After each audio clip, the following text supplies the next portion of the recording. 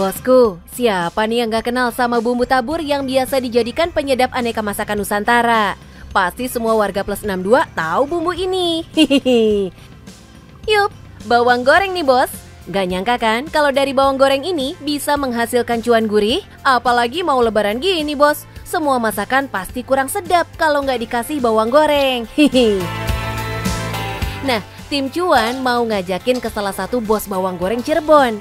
Bos bawang kita kali ini dulunya pernah menjadi karyawan perusahaan di ibu kota. Akibat teman-temannya selalu nitip bawang goreng tiap bu bos mudik, jadi aja deh nih usaha. Halo bos, belum ke Cirebon kalau belum makan siwang terasi bawang. Mau tahu bagaimana perjalanan bisnis saya? Tetap di Cuan Bos.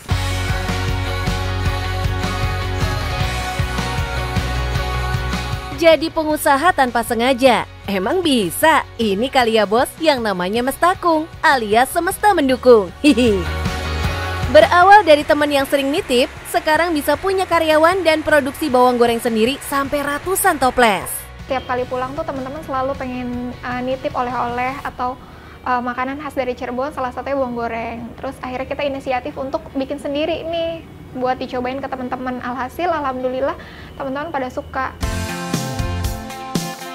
Walaupun nggak sengaja jadi pengusaha, tapi Mbak Rosi nggak bercanda nih jalanin usahanya. Terbukti dari keseriusannya menjaga kualitas bawang yang dipakai. Nggak cuma harus fresh dan baru panen, asal panennya dari mana juga dijaga banget sama Mbak Rosi. Bawang yang dipakai adalah bawang merah Sumeneb. Menurut Mbak Rosi, rasa bawangnya paling enak untuk dijadikan bawang goreng. Karena wangi dan juga ada rasa manis-manisnya nih.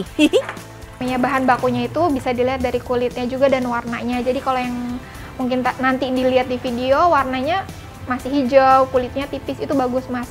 Jadi itu salah satu contoh bawang yang baru saja dipanen, langsung kita produksi gitu. Kalau misalkan yang sudah bawangnya keriput atau menciut dan kulitnya tebal, itu ketika digoreng hasilnya kurang maksimal. Saya punya, jadi pemilihan bahan baku itu sangat penting. Selama menjalankan usaha, nggak selalu mulus-mulus aja ya bos. Ups and down tentu ada dalam setiap usaha. Nggak terkecuali usahanya Mbak Rosi nih. Kegagalan juga pernah jadi guru terbaiknya doi bos. Tapi karena punya mental yang solid, Mbak Rosi nggak lantas kendor bos. Orang bisnis banyak gagalnya. Kegagalan kalau dari segi produksi ya, biasanya kan kita nggak bisa kontrol nih karyawan itu lagi fokus atau enggak. Kebanyakan sih biasanya yang terjadi ketika produksi itu bawangnya gosong. Nah, dimulai dari bawang gosong itu kan nggak mau nih kita ada kerugian. Bawang gosong itu ternyata bikin membawa berkah mas buat saya, karena yang gosongnya itu kita inovasi, jadi kita mix menghasilkan beberapa varian rasa yang akhirnya kita punya. Gagal boleh, nyerah jangan. Karena kegagalan produksi tapi nggak mau sampai rugi, kreativitas harus diuji. Lahirlah varian-varian baru yang ternyata diterima baik oleh pasar. Coba kalau gagal terus nyerah, nggak akan dapat apa-apa selain rugi kan bos? Demi menjaga kualitas produknya, Mbak Rosi getol banget trial error produknya.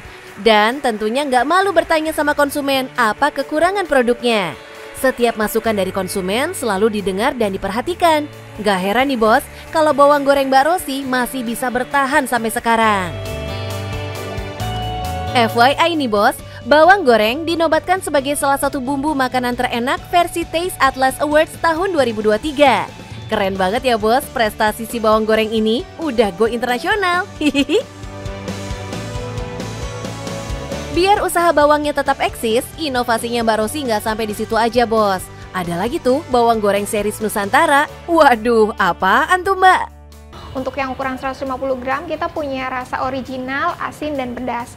Nah untuk yang ukuran 65 gram ini aku sebutnya series Nusantara mas, karena rasanya ada yang beberapa terinspirasi dari makanan khas Nusantara. Yang pertama ada siwang, karena Cirebon itu kan terkenal dengan terasi ya. Jadi kita bikin namanya siwang terasi bawang, itu udah sangat terkenal lah di mana-mana. Selain berinovasi di rasa, Mbak Rosi juga berinovasi dalam proses produksinya dengan membuat mesin potong bawang sendiri, mesin pengering hingga ke mesin presnya. Luar biasa ya bos inovasinya. Wah, ini sih beneran semesta mendukung buat jadi pengusaha bos. Dan disambut baik oleh Mbak Rosi dengan kerja keras dan tanpa lelah memajukan usahanya. Kalau sekarang tinggal nikmatin hasilnya, Bos. Karena sudah efisien di bagian produksi, jadi yang harusnya kita satu orang dipotong, satu orang di bagian pengering, satu orang bagian di packing, itu bisa dikerjakan oleh satu orang saja. Yang masih galau mau kirim hampers lebaran? Nih, biar agak lain, mungkin bisa coba hampers bawang ini, Bos. Bisa jadi teman makan opor waktu lebaran. Hihi. Gak perlu worry rogoh kocek dalam-dalam. Hampers ini dibanderol mulai dari harga 80.000 sampai 150.000 aja, Bos. Mbak Rosi dan karyawannya udah siap-siap produksi dari jauh hari kok, Bos. Jadi gak bakal deh kehabisan stok hampersnya. Untuk tenaga kerja yang ada sekarang, kita cuma mampu produksi di 60 kilo sampai 100 kilo per hari. Selain menerapkan kerja cepat, Mbak Rosi juga menerapkan kerja cerdas nih, Bos. Jatuh bangun benar-benar hal biasa buat Mbak Rosi. Wanita mental baja nih, keren. Dengan beragamnya varian bawang goreng Mbak Rosi, jadi beragam juga deh target marketnya. Tapi yang jelas omsetnya nggak main-main, Bos. Dibanderol mulai dari harga 25.000 sampai 40.000, bawang goreng Mbak Rosi sukses dicintai anak muda sampai orang dewasa. Hihihi. Jadi penasaran nih, berapa ya omsetnya si bawang goreng ini? Hihi. Boleh di-spill dong, Mbak, omsetnya? Untuk penjualannya sekitar dari mulai 100 toples sampai 500-an toples sih setiap bulan, nggak tentu sih. Tapi kalau untuk lebaran ini sih meningkat sih. Range harganya itu dari mulai 25.000, kemudian ada juga yang 35.000 sampai yang paling mahal 40.000. Itu tergantung varian rasa dan ukuran. Let's say dalam sebulan laku 500 toples dengan ukuran yang paling besar seharga 40.000. Lumayan nih, Bos, 20 jutaan auto masuk kantong. Dan biasanya omsetnya bisa bertambah 2 kali lipat kalau lagi musim lebaran gini.